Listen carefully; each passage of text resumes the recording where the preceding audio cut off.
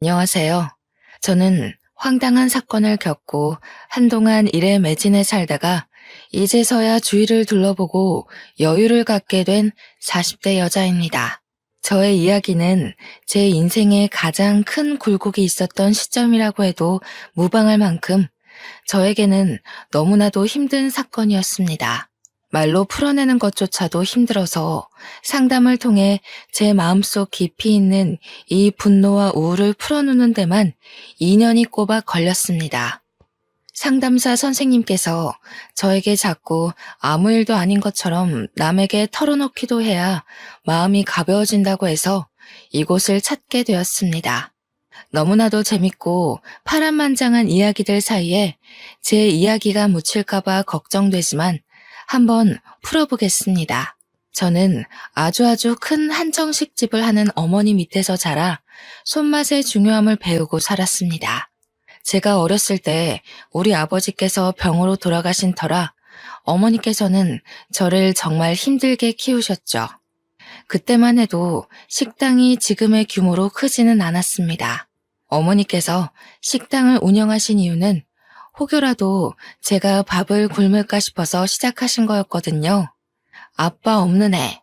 그렇게 놀림을 당하고 눈물을 흘리면서도 꾸역꾸역 밥만큼은 챙겨 먹고 살았던 게 전부 우리 어머니 덕분이었습니다. 절대로 우리 딸이 굶고 다니는 건 볼 수 없다며 제가 좋아하는 음식들을 하나 둘 늘리다 보니 어느덧 식당에도 손님이 늘어나게 되었고 점차 큰 곳으로 이사를 옮겨 다니다 보니 지금은 서울에서도 한정식 집이라고 하면 그 집 하고 바로 나올 정도로 큰 음식점을 운영하게 되었습니다. 처음부터 장사가 잘 되는 건 아니었습니다만 각고의 노력 끝에 겨우겨우 얻어낸 명성이었습니다. 어릴 때부터 맛있는 음식들을 먹으면서 자랐기 때문에 음식의 중요성은 정말 누구보다 잘 알고 있었습니다. 하지만 사춘기에 접어든 나이에 음식 장사를 하는 어머니가 매번 좋을 순 없었죠. 늘 어머니는 가게를 운영하느라 바빠야만 했고 저는 공부를 하느라 집에만 있어야 했거든요. 집에서 엄마가 차려준 간식을 먹으면서 공부를 했다는 친구들이 그렇게 부러울 수가 없었습니다. 저는 늘 집에서 혼자 엄마가 차려두고 간 저녁밥이나 데워 먹으면서 공부를 해야 했습니다. 그때는 그 저녁밥 차리는 게 그렇게 힘든 일인지도 모르고 매일같이 투정만 부려댔습니다. 엄마는 왜 맨날 바쁘냐고 그렇게 돈을 벌어야 했던 집안의 생계를 책임져야 했던 어머니의 가슴에 비수를 꽂는 날이 늘어났죠. 어머니께서는 저의 그런 투정에도 늘 변함없이 식당을 지키셨습니다. 간단한 찌개 정식을 팔던 집에서 코스 요리만 파는 한정식 집으로 올라오기까지 수없이 많은 세월을 보내야만 했습니다. 마지막으로 건물을 올려 가게를 내었을 때는 정말 어머니의 손맛, 그 노고에 손뼉을 치지 않을 수 없었습니다. 한정식집 치고는 가격이 꽤 나는 곳이라 상견례 자리로도 많이 사용하시고 정치인들도 와서 식사를 하는 곳이었습니다. 드라마 같은 데 보면 룸으로 딱딱 이루어져서 독채 시스템으로 운영되는 그런 한정식집 많이 보셨죠? 그런 장소 협찬도 하고 유명인들이 몰래 데이트를 하는 곳으로도 손색 없는 그런 한정식집을 일궈내셨습니다. 그래서 그런지 한 달에 버는 돈이 어마무시할 정도였어요. 대학생이 되고 나서 첫 아르바이트를 했을 때 그제야 어머니가 얼마나 힘들게 저를 키웠을지 갑자기 와닿았습니다. 고작 한 달에 70만 원 벌기가 이렇게나 힘든데 우리 어머니는 그 돈 벌어서 저를 대학까지 보냈으니까요. 대학을 졸업하는 순간까지 어머니께서 힘들게 번 돈을 허투루 쓰지 않기 위해 저는 정말 많은 노력을 했습니다. 제가 대학 다닐 때 정말 공부만 하고 살았었는데 그래서 그런지 친구들과 어울려 술을 먹거나 클럽을 간 적도 없었습니다. 친구들이 별로 없는 것도 한몫이긴 했죠. 대학에서 제 별명은 책이었습니다. 늘 책이 있는 곳에 제가 있다는 말이 와전되어 별명으로 자리 잡은 거였죠. 그런 저에게도 딱 한 명의 친구가 있었는데 조별 과제를 하다가 알게 된 저와 아주 비슷한 성향의 친구였습니다. 조별 과제를 하면서 다른 팀원들에게 치이고 교수님께 치이고 하며 의리를 다지게 된 케이스인데 그 의리가 정말 돈독했습니다. 대학을 졸업하는 순간까지도 붙어 다니면서 불도저처럼 과제를 해냈거든요. 그런 저의 단짝에게 어렸을 때부터 친하게 지냈다던 동네 친구가 하나 있었는데 다른 과에 진학하여 마주할 일이 별로 없었습니다.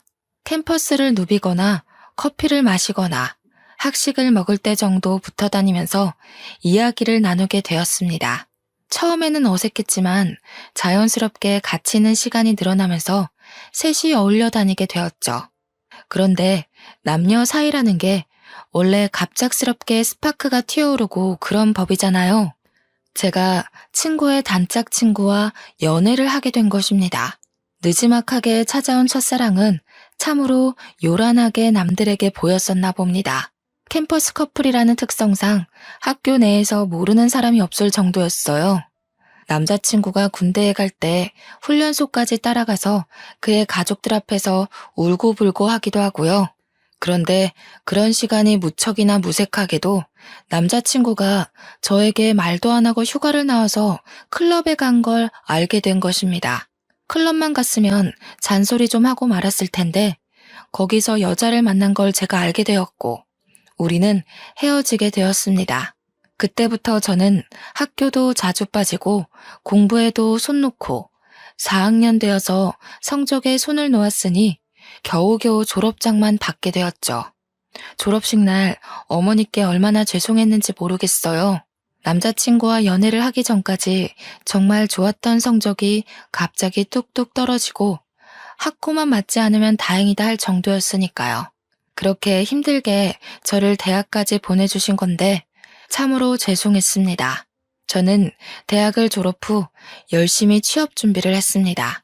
그제야 정신을 차리고 이런 자격증 저런 자격증 모두 기웃거리면서 취업에 도움된다는 건 긁어모으기 시작했습니다.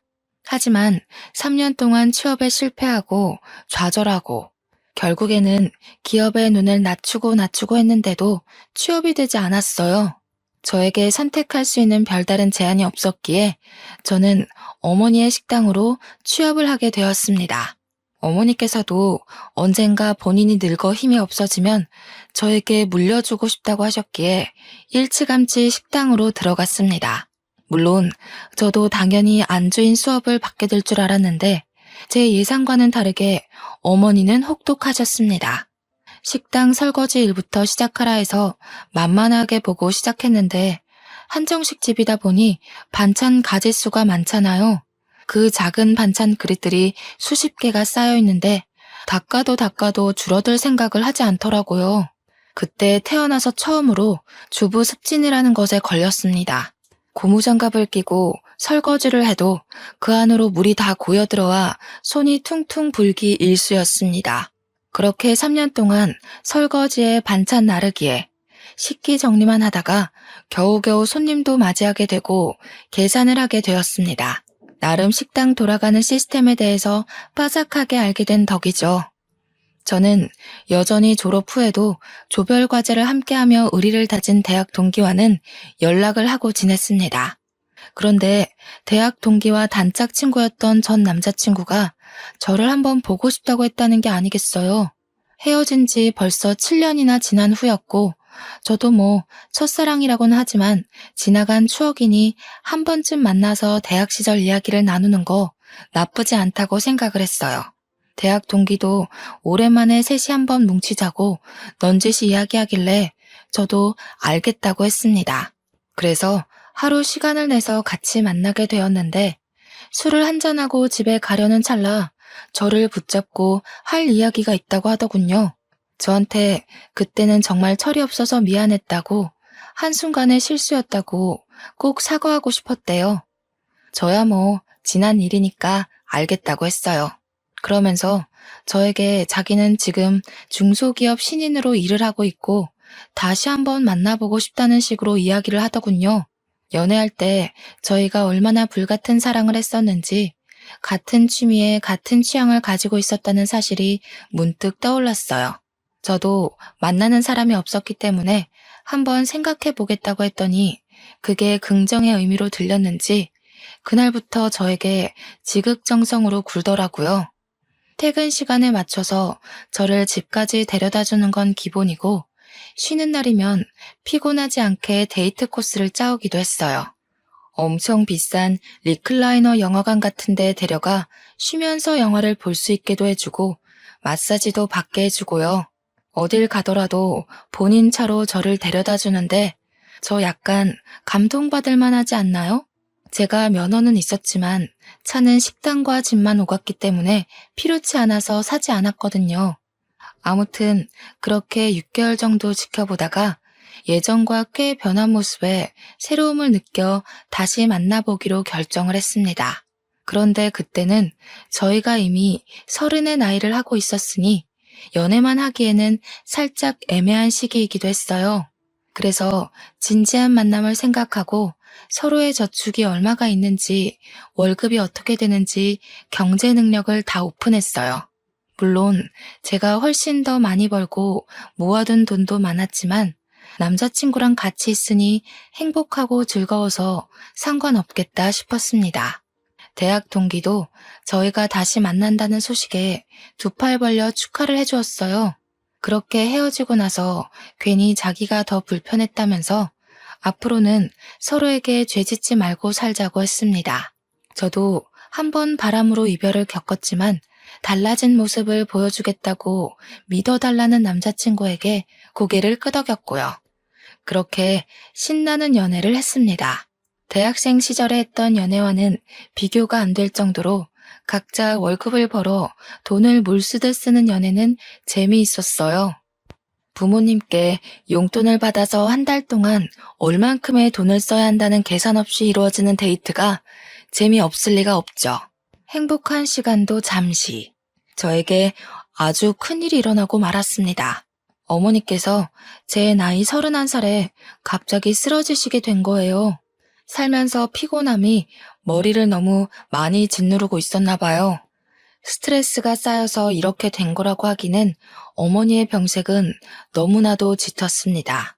뇌혈관이 팽창과 수축을 반복하다가 터졌다고 했는데 그 병색 자체를 너무 늦게 알아버린 겁니다. 골든타임이 지나가는 바람에 어머니께서는 눈을 뜨지 못하셨어요. 저는 제발 몸이 마비가 되는 한이 있더라도 눈만큼은 떠주시기를 간절히 바랐었죠. 하지만 어머니께서는 저에게 짐이 되기 싫으셨던 건지 그대로 아버지가 계시는 하늘나라에 가시게 되었습니다. 31살의 나이에 양쪽 부모를 다 잃은 것도 서러워 죽겠는데 외동딸이었던 저는 갑작스럽게 이뤄진 장례 준비가 너무나도 어려웠습니다. 도우미는 몇 명을 써야 하는지, 음식은 뭘 추가를 해야 하는지, 추모만 해도 모자랄 시간에 결정해야 할 일이 너무나도 많았습니다. 아무것도 모르고 우왕좌왕 병원에서 이렇게 하세요 저렇게 하세요 하면서 이것저것 추가하고 눈퉁이를 맞고 있었던 거죠. 참 가족이 죽어서 정신없는 사람을 두고 장사 속을 그렇게 내비칠지는 상상도 못했던 겁니다. 제가 울면서도 하라는 대로 다 맞춰주고 있자 보다 못한 남자친구가 회사에 연차를 내고 장례식장을 내내 지켜주었어요. 불필요한 것들은 모두 잘라내고 병원과 싸워가며 저에게 필요한 것들만 진행시켜 주었습니다. 제가 얼마나 고마움을 느꼈는지 정말 말로 표현할 수 없을 정도로 고마웠습니다. 그때 그런 생각을 하게 되었어요. 돈이 없어도 어떠하랴, 이 남자면 괜찮겠다 싶어서 결혼을 마음에 심었죠. 어머니의 한식당은 당연한 수순으로 제가 물려받게 되었습니다. 제가 어깨너머로 배워왔던 손맛을 드디어 손님들에게 내보일 수 있게 됐습니다. 우리 매장 매출이 정말 좋았던 이유는 어머니의 손맛 때문이라고 해도 과언이 아니었는데 저도 어머니의 피를 물려받기는 했나 봅니다. 제가 만든 음식도 선대 사장의 맛이 난다면서 단골분들이 정말 좋아하셨어요. 혹여라도 맛이 바뀔까봐 걱정했는데 괜한 기우였다면서 저에게 장하다고 칭찬도 많이 해주셨고요. 이제는 2대째 운영이라는 편말이 붙으니까 오랜 단골 손님들이 저에게 잘해보라면서 용돈도 찔러주고 가셨어요. 이 모든 것이 우리 어머니께서 읽어내신 건데 그럴수록 제 마음의 그리움은 커져만 갔습니다. 그렇게 1년을 더 힘내서 운영을 하다 보니 정확하게 어떤 식으로 운영을 해야 고객 만족도가 더 높은지 알겠더라고요. 아무리 그래도 우리 어머니께서는 옛날 분이셔서 변화를 조금 두려워하셨거든요. 저는 고객 만족도를 높이기 위해 발로 뛰었고 틈틈이 레시피와 인테리어를 손보면서 젊은 고객층들에게도 사랑받을 수 있는 식당으로 운영을 했습니다. 저는 완벽하게 식당 안주인으로서 자리를 잡았고 늘어나는 매출을 보며 직원들에게 더 많은 장려금을 지급했죠. 직원들도 만족하고 고객들도 만족하고 저 역시도 어머니를 그리워하며 식당이 더욱 번창하는 것을 꿈꾸었습니다. 그때쯤 남자친구는 회사를 그만두고 싶다는 고민에 깊이 빠져 있었어요. 알고 보니 남자친구네 회사가 급 성장을 하면서 인력 보충이 필요한 시기였는데 월급이 더 많은 직원에게 나가는 것이 싫었던 사장이 직원들을 갈아내고 있었더라고요. 더 많은 실적을 요구하면서 월급 인상은 없으니 당연히 직원들의 사기가 떨어지고 있는 시점이었던 거죠. 남자친구 역시 매일같이 상사에게 시달리면서 정작 월급은 이전과 다를 바가 없으니 다른 회사로 이직하고 싶다고 생각했던 겁니다. 그래서 저는 솔직하게 남자친구에게 이야기를 했어요. 회사에서 스트레스 받으면서 고생하지 말고 저와 결혼해서 같이 식당 일을 하는 게 어떻겠냐고요. 저에게는 나름 용기 있는 고백이기도 했고 사실 저희 가게 매출만 생각하면 남자친구가 절대 거절할 처지가 아니긴 했거든요. 남자친구는 당연히 제 프로포즈에 긍정적인 응답을 했습니다. 하지만 몇 년을 양복을 입고 회사원이라는 타이틀을 달고 있다가 식당에서 일한다는 게 좀 뭐랄까 마음에 차지 않는다고 했어요. 양복을 입는 게 뭐가 중요한가 싶었죠, 저는. 그래서 남자친구에게 옷차림새가 중요한 게 아니다. 월급을 생각해 보자고 했어요. 하지만 남자친구는 계속해서 회사에 다니고 싶다. 명함에 기업 이름이 찍혀 있었으면 좋겠다고 의견을 굽히지 않았습니다. 그렇게 의견이 미묘하게 충돌하는 와중에 결혼 준비가 시작이 되었고 예비 시부모에게 인사를 하러 가게 되었습니다. 저는 이미 부모님이 모두 돌아가셨기 때문에 남자친구는 저희 집에 인사를 드리러 오지 않았어요. 납골당에 가서 같이 부모님의 영정사진을 보면서 인사를 드렸죠. 아무튼 제가 시댁에 처음 인사를 드리러 간 날 예비 시부모님께서는 저를 아래 위로 쭉 훑어보셨습니다. 그 시선이 곱게만은 느껴지지 않아서 가슴 한구석이 철렁하기도 했습니다. 그런데 시부가 저한테 쓱 식당 이야기를 꺼내더군요. 네가 CC 식당을 운영한다고? 하시면서 거기 엄청 유명한 곳 아니냐고. 자기도 가본 적은 없는데 시부네 회사 높으신 분들도 거기 가서 식사한다고 하더라 하셨어요. 저희 한정식집이 워낙 기업 대표님들도 많이 오시고 정계 쪽에서 유명하신 분들도 자주 들리시는 곳이라 저는 아무 생각 없이 끄덕끄덕했습니다. 그랬더니 시모가 갑자기 활짝 웃으면서 대기업 대표들도 온다고? 하시면서 그러면 높으신 분들한테 우리 아들 취업 이야기 좀 해보지 그랬어 하시는 겁니다. 저는 그 말이 조금 어이가 없었습니다. 대기업 대표들과 안면이 있다고 해도 식당에 밥 드시러 온 손님에게 어떻게 취업 청탁을 할 수 있겠어요?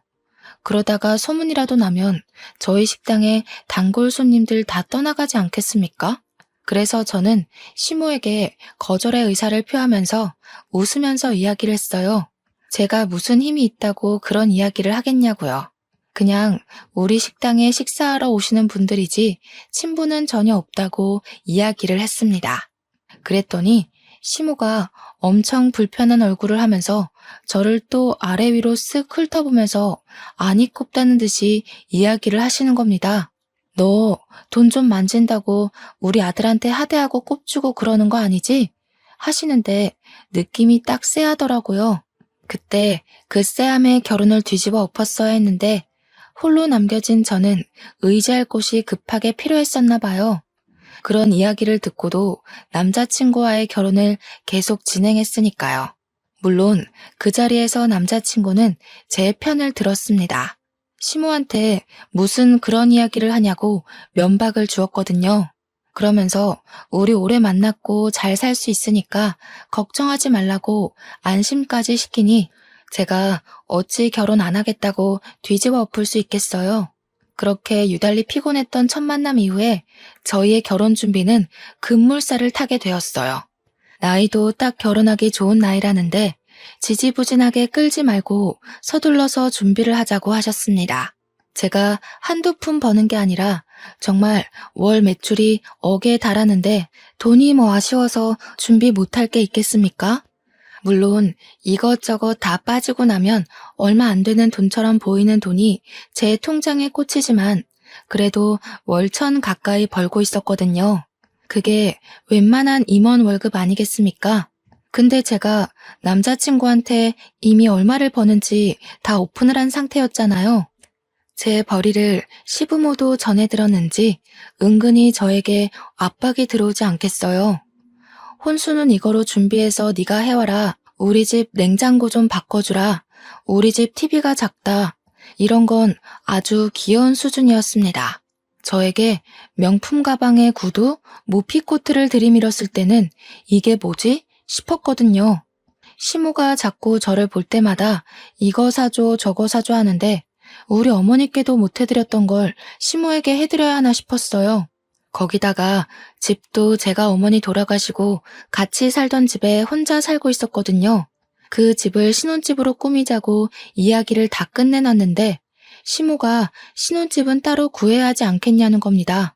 우리 어머니와의 추억이 담긴 집이라 이사를 가고 싶지 않다고 했는데도 꾸 박박 우겨대면서 신혼집을 따로 구하라 하셨어요. 제가 참다 못해서 남자친구에게 신혼집만큼은 양보 못한다. 우리 식당 출퇴근하기도 좋고 집 평수도 큰데 왜 자꾸 신혼집을 구해야 하나 했어요. 그랬더니 시모가 저에게 전화가 와서 한다는 소리가 뭔지 아세요? 그 집 사람 죽은 집 아니냐고 하더군요. 우리 아들도 뇌출혈로 죽으면 어떻게 하냐고 집 터가 나쁜 것 같대요. 제가 그 말을 듣고도 제정신일 수 있었겠어요? 다른 것도 아니고 우리 어머니의 죽음을 가지고 그렇게 이야기할 수 있나요? 저는 정말 시모가 사이코패스인 줄 알았습니다.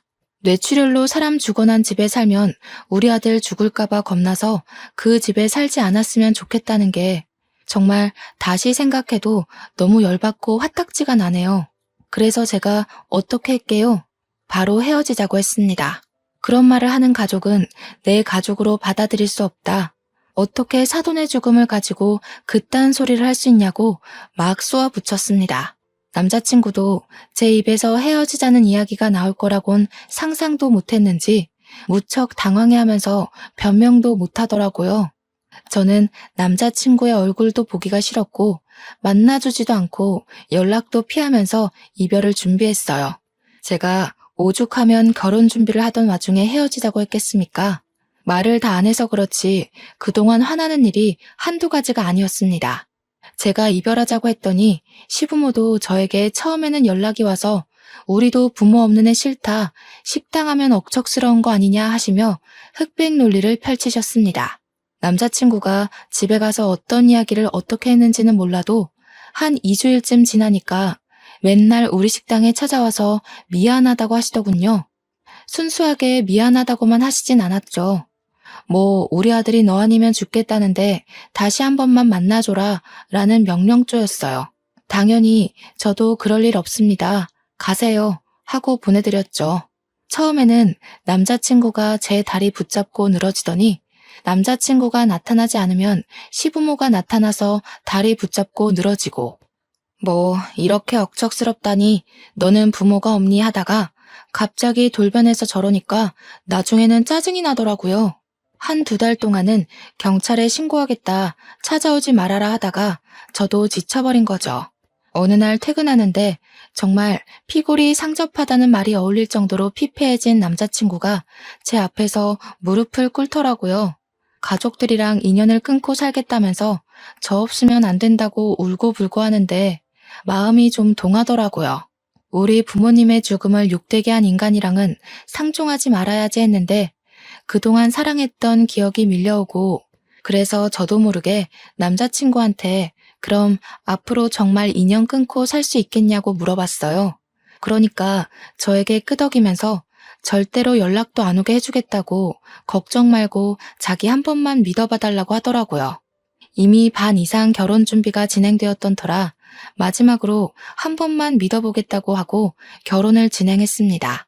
그렇게 식당 일 하면서 틈틈이 식장을 알아보고 웨딩드레스도 고르고 웨딩 사진까지 촬영 다 하고 나니까 시기 코앞이었습니다. 싱숭생숭한 마음을 뒤로한 채 저는 남편의 손을 잡고 버진로드를 걸었고 결혼식을 무사히 마치게 되었어요. 식장에서 시부모들은 제 눈도 제대로 못 보시더라고요. 평생 그렇게 저를 불편해 해주십사 요청을 드리고 신혼여행도 잘 다녀왔습니다. 제 식당 명성에 맞게 번쩍번쩍하게 돈을 처발라가면서 온갖 손님들을 다 초대해서 결혼식을 올렸거든요.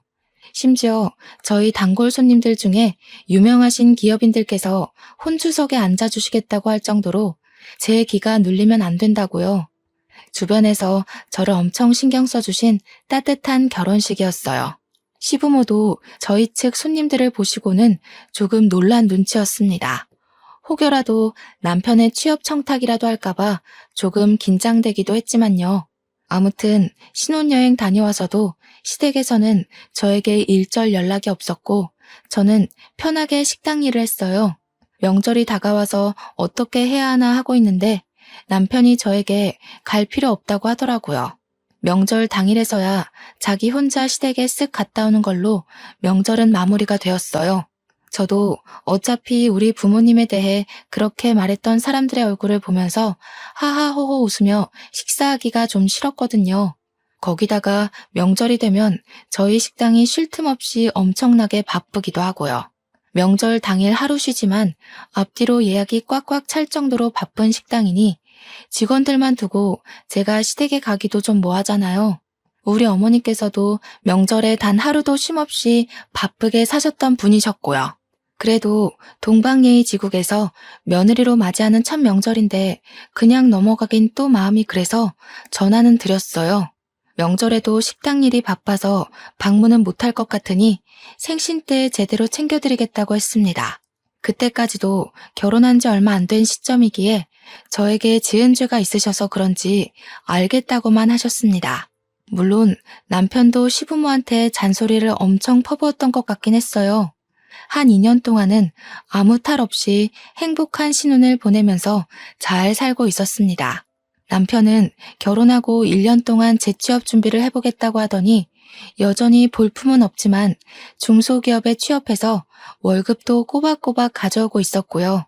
우리도 서로의 생활에 익숙해진 시점이라 슬슬 아이를 가져볼까 하고 생각을 하고 있었습니다. 그전까지는 저도 상황이 어떻게 될지 모르고 또 시부모님이 언제 돌변하실지 몰라서 피임을 하고 있었거든요. 사실 부부라는 게 그렇잖아요. 아이가 들어서야 진정한 가족을 이루는 그런 느낌. 요즘 젊은 사람들은 딩크족이다 뭐다 해서 아이를 갖지 않기도 하지만요. 저는 뭔가 내 가족을 이루려면 아이가 있어야 한다는 생각이 뼛속 깊이 자리 잡고 있었어요. 그래서 남편에게도 은근히 가족 구성원에 대해 이야기하면서 아이를 가지고 싶다는 의사를 내비쳤죠. 이제는 남편도 돈을 벌어오고 저는 정말 완벽하게 제 식당을 운영하고 있었기 때문에 지금 시기가 딱 좋다고 생각했습니다. 임신 준비를 하기 위해 피임약 복용을 중단하고 각종 영양제를 챙겨 먹으면서 몸의 회복을 기다리고 있었어요. 그런데 말이죠. 저는 나름 남편에 대해 모르는 게 없다고 생각했는데 집중하고 있던 식당 일에서 눈을 돌려 남편만 바라보고 있으니 뭔가 이상하더라고요. 그때는 저도 피곤해서 생각도 안 했었는데 임신을 준비하려고 하니 남편이 자꾸 피곤하다고 하면서 거부하는 게 수상했어요. 물론 남편이 아직은 회사에서 제대로 된 프로젝트도 못하고 이리저리 쫓겨만 다니는 처지인 걸 알아서 이해하려고 했는데 아무리 회사 일이 힘들고 지친다고 해도 그렇게 힘든 일인가 싶은 거죠. 은근히 저를 피한다는 느낌도 들고 그래서 이 사람이 바람을 피운 전적이 있었으니까 저도 의심이 가는 겁니다. 그래서 집중적으로 남편을 주시하기 시작했어요. 근데 딱히 별거 없긴 하더라고요. 회사 퇴근해서 한 달에 한두 번씩 회식 있을 때 빼고는 늦게 끝나는 저를 식당 앞까지 매일 데리러 오고 제가 좀 예민한 건가 하는 타이밍에 남편이 회식이 있다고 차를 두고 간다고 하더라고요. 그래서 제가 남편 차를 끌고 식당에 오면서 블랙박스를 뒤져보았습니다. 근데 거기서도 별거가 없는 거예요. 그냥 날짜별로 시간대별로 정리가 된 블랙박스들만 있었어요. 기록을 뒤져봐도 여자 같은 건 보이지 않았고요. 듬성듬성 비는 시간이야 차량 시동 꺼두면 꺼지니까 출퇴근 시간은 다 잘 찍혀 있었고요. 저는 순간 저에게 의부증 같은 게 생긴 건 아닌가 진심으로 고민도 했었습니다. 그러던 어느 날 주말 남편이 뜬금없이 대학 동창들을 만나러 간다고 하는 겁니다. 누구를 만나냐고 물어보니 남편이 과 동기들 이름을 대는데 저는 잘 모르는 친구들이었어요. 제가 은근히 웃으면서 너 동창들 만나러 간다고 해놓고 다른 데 가는 거 아니지? 하니까 허둥지둥 대면서 아니라고 하더라고요. 우리 단짝 친구 이름을 대면서 걔도 온다고 하길래 아 그래? 하고 말았습니다. 술에 완전히 취해 들어왔길래 다음날 아침에 해장국 끓여주고 친구도 숙취에 좀 시달리겠다 싶어서 전화를 걸어 오랜만에 안부를 물었어요. 어제 술 많이 마셨냐고 하니까 술 안 마셨다고 하더라고요. 그래서 동창들 만났는데 술을 안 마셨어? 하니까 자기는 집에 있었대요. 그래서 남편에게 바로 말을 했죠. 걔는 어제 집에 있었다던데?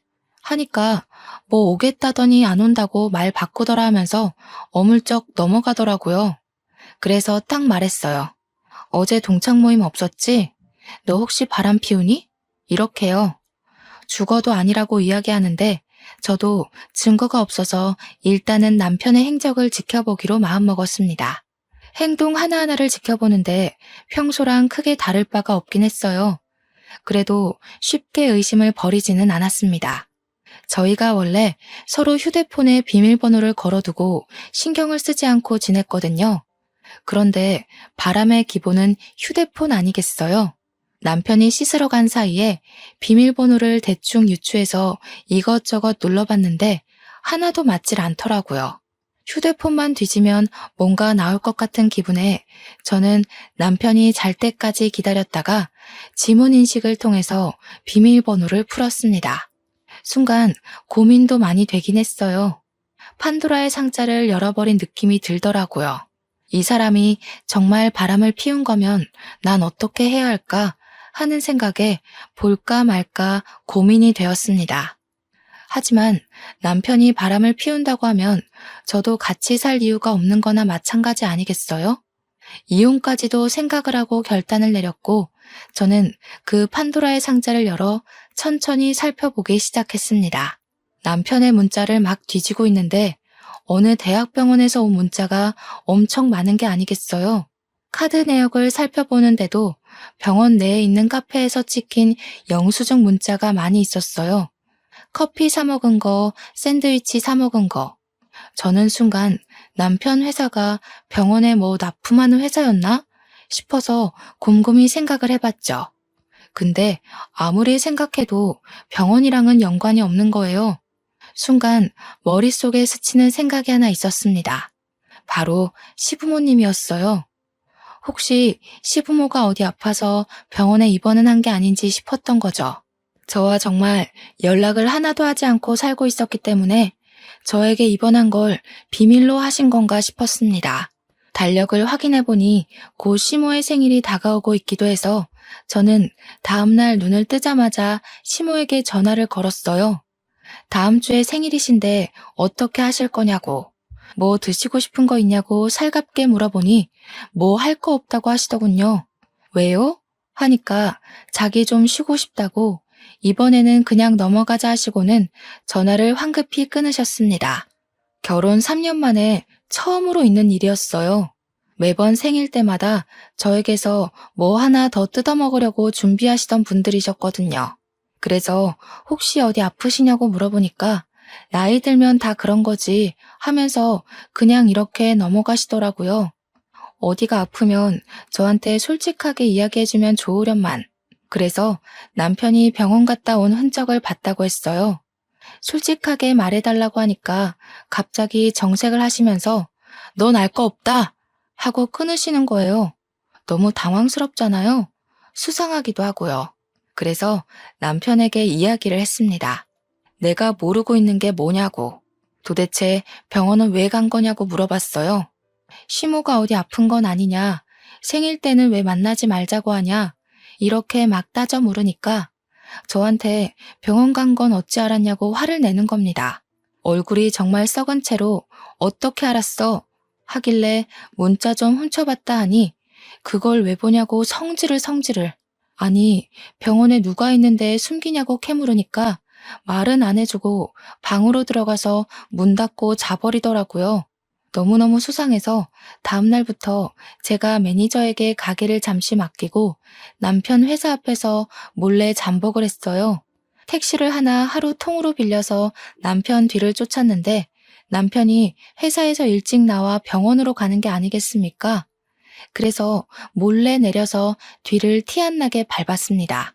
어느 병실 앞에서 남편이 피곤한 듯한 표정을 짓고 들어가려고 하는데 시모가 딱 병실 앞에 나와서 남편을 맞이하더라고요. 근데 시모가 병원복을 입고 있지 않았어요. 시부가 아픈 건가? 그럼 나를 왜 속인 거지? 싶어서 남편이 병실에 들어가는 걸 확인하고 저도 뒤따라서 그냥 병실에 들어갔습니다. 문을 딱 열고 들어가니까 남편이 웬 4~5살 되어 보이는 꼬마애를 무릎에 앉혀놓고 있고 시모는 웬 여자한테 물을 먹이고 있었어요. 피부도 거무죽죽하고 머리도 다 빠져있는 여자를 보고 처음 보는 얼굴이라 이게 누구야? 하는 표정으로 남편을 바라봤죠. 제가 병실에 들어가는 순간부터 얼음이 되어버린 남편과 시모를 보고 저는 어리둥절했습니다.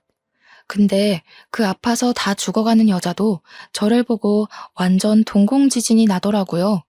이게 무슨 상황이지 하고 있는데 남편 무릎에 앉아있던 남자애가 남편에게 폭 안기더니 이런 말을 하더라고요. 아빠, 저 사람은 누구야? 아빠? 아빠? 저는 진짜 그대로 뒤로 넘어가는 줄 알았습니다. 내 남편에게 아빠라고 부르는 저 아이는 뭐고 그럼 누워있는 저 여자는 뭐지? 하는 생각 때문에요. 시모가 저한테 정말 놀래서 여긴 어떻게 나타났냐고 벌벌 떨면서 물어보더라고요. 마치 귀신 보듯이 저를 바라보는데 남편도 똑같은 얼굴로 저를 보고 있었고요. 이게 다 무슨 일이야? 아빠라니? 저 여잔 누구고 당장 말 못해? 제가 소리를 꽥 지르니까 남편이 저를 끌고 나와서 이야기를 하자고 했어요. 그러는 순간 누워있던 여자는 기절하고 시모는 의사 부르라고 난리를 치고 남편은 저에게 그제야 이실직고를 하더라고요. 알고 보니 저랑 헤어져 있던 그 잠깐 사이에 그러니까 결혼 준비하다가 엎어진 그 잠깐 사이요. 그때 술을 먹고 술김에 하룻밤을 같이 보낸 여자인데 그 여자가 단 하룻밤에 임신을 했다고 나타났다는 거였어요. 우리가 결혼 날짜를 다 잡아둔 상태에서 나타나 애를 지우라고 병원에 같이 가게 되었는데 그때 암을 발견했대요. 애를 낳고 항암 치료를 시작해서 괜찮아진 줄 알았는데 바로 재발하는 바람에 오늘 내일 한다면서 저는 이 이야기를 듣고도 꿈인가 생시인가 구별이 가지 않았습니다. 그런데 남편이 하는 말이 가관이더군요. 저 여자가 오늘 내일 하는데 보험금은 타야 하지 않겠어? 보험금 수익자를 내 이름으로 해두었거든. 아무래도 애가 있으니까. 그것만 해도 수억이야, 수억. 보험금 타면 사업할 계획도 다 짜놨단 말이야. 저는 남편이 사람 새끼로 보이지 않았습니다. 이거 미친 새끼 아니야? 당장 이혼해. 보험금 타면 좋은 거지. 무슨 이혼이야. 야, 그러면 애는 어쩔 건데. 나보고 지금 남의 새끼 데려다 키우라는 거야, 뭐야? 애는 고원으로 보내면 돼. 저는 진짜 사이코패스 검사라도 받게 하고 싶었습니다. 한창 실랑이를 벌이고 있는데 시모가 나와서는 남편 말에 힘을 실어주는 게 아니겠어요? 바깥일 하다 보면 남자가 한 번쯤은 한눈도 팔고 그럴 수 있는 게다. 그런 걸로 일일이 따지고 들면 피곤해서 어찌 살겠니? 손주는 내가 키우든지 할 테니까 걱정 말고 애 키울 비용만 좀 도와다오. 저는 이 집안 인간들이 아주 다채롭게 미쳤구나 싶었습니다. 제가 대놓고 이혼할 거라고 합의 이혼 서류 보낼 테니 도장 찍어라. 도장 안 찍으면 소송하겠다고 했어요. 불륜의 증거로 애가 떡하니 있는데 장난칠 생각하지 말라고 하고 변호사부터 바로 선임했습니다. 근데 다음 날부터 남편이 집에 안 들어오더라고요. 막 나가는구나 하고 있는데 그 여자가 그때 기절한 이후 정신을 차리지 못했고 죽었다는 소식을 전해왔습니다. 그러면서 남편이 장례식장이라고 다 정리하고 보험금 타서 갈 테니 이혼은 못 해주겠대요. 애가 불쌍하지 않냐고 물어보니까 고아원도 다 알아봤고 정도 그렇게 안 가는 애라고 하는 겁니다. 저는 미친 새끼라고 읊조리며 전화를 끊어버렸습니다. 장례식이 모두 끝난 시점에 제가 이혼 서류를 들이밀었어요. 초췌해진 몰골이 하룻밤 사이에 생긴 인연이라고 하기엔 좀 깊어 보여서 마지막 남은 정까지 모두 털렸습니다. 근데 갑자기 저한테 시모도 남편도 잘못했다고 막 비는 게 아니겠어요. 이건 또 무슨 짓인가 싶어서 잠자코 있으니 시모가 헐레벌떡 자기 변명을 하더군요. 애가 무슨 죄가 있겠니? 그래도 반쪽이나마 핏줄이니까 정부치고 같이 살아라. 응? 이게 다 무슨 개소린가 싶어서 알아보니까 아이의 친모가 남편이 자기 죽으면 애를 버릴까봐 보험금 수령인을 죽기 전에 바꿔둔 것이었어요. 남편이 아닌 아이의 이름으로요. 남편한테는 계속 너한테 줄 테니 아이를 부탁한다고 거짓말을 했던 거죠. 보험금도 못 받게 생겼는데 이혼까지 당할 판이니 발등에 불이 떨어져서 잘못했다고 비는 거였습니다. 야, 이 등신아. 아주 고소하다 고소해. 어디 애를 가지고 장사를 하려고 들어? 다 녹취해놨으니까 넌 1,000벌이나 받아. 그러고 저는 이혼 소송을 걸었습니다. 이 사건의 숨겨진 이야기가 모두 풀렸으면 세상에 이런 일이 같은데 소개될 법도 했는데 말이죠. 결국 남편은 완전 빈털터리로 이혼 소송에서 패소해 저희 집에서 쫓겨나게 되었고 시부모가 애를 키우고 있다고 들었습니다. 아기가 아직 너무 어려서 혹시라도 구박이라도 받고 돈도 다 빼앗길까봐 불륜의 증거지만 조금 마음에 걸리더군요. 애는 죄가 없잖아요. 이왕이면 전 남편이 더 지옥으로 갔으면 좋겠다 싶기도 했고 우리 식당에 재무관리를 해주는 자산관리사에게 슬쩍 이야기를 했더니 법적으로 묶을 수 있다고 이야기를 해주었습니다. 그래서 웃돈을 더 얹어주고 처리를 부탁드렸어요. 은행이랑 계좌를 성인이 될 때까지 사용하지 못하게 묶을 수 있다고 하던데 너무 어려워서 잘 못 알아듣겠더라고요. 나중에 남편이 그 돈 뺏으려고 시도했다가 실패했는지 저한테 연락 와서는 무슨 짓을 한 거냐고 따지더군요. 저는 얄밉게 전 남편에게 고아원에 애를 버린다더니 보험금이 탐나서 그것도 못하지? 하면서 약 올리고 차단을 해버렸어요.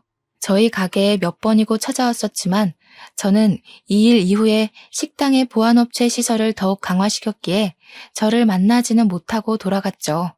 저는 몇 년이 지난 지금 여전히 잘 나가는 식당 주인으로 잘 살고 있습니다. 전 남편은 글쎄요. 혼자 알아서 살고 있겠죠. 더 궁금하지도 않고 평생 자신이 벌인 일을 속죄하면서 나락에서 살길 바랄 뿐입니다. 제 이야기를 들어주셔서 고맙습니다.